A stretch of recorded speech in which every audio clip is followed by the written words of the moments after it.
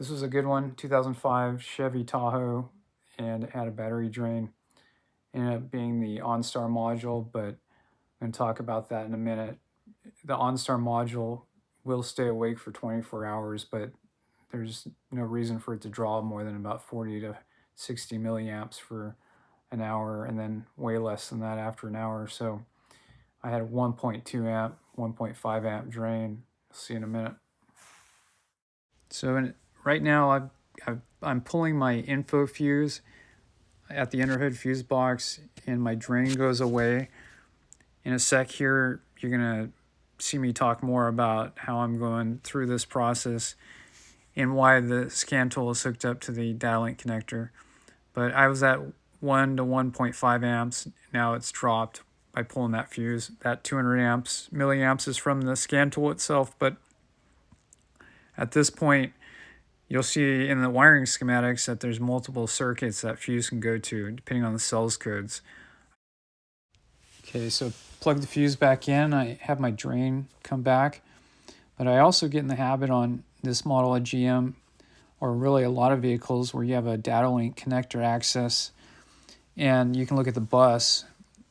I like to get my scope on here really quickly and see if the bus has any activity. In this case, I have activity on the serial data bus class 2, which is I think pin 2 at this data link connector in this vehicle.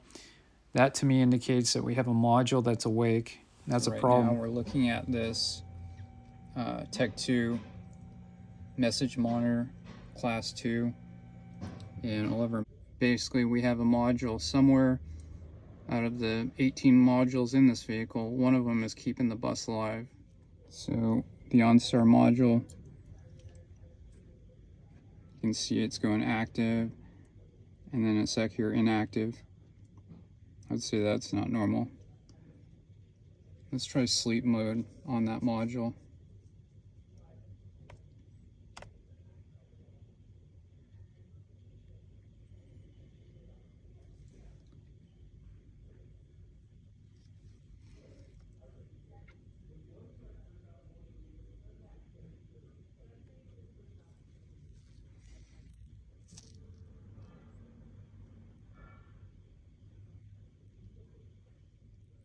So what sleep mode seems to do is request that all modules go to sleep, but we're not actually going to sleep on one module, which is the OnStar cellular module, and that's a really good indication of a module that is not doing what it's told, that has an issue.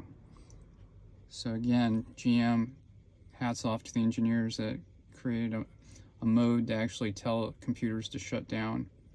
Not sure if the newer GM scan tools will actually do that, the GDS, but if they do that, my hat's off to GM for helping out their techs.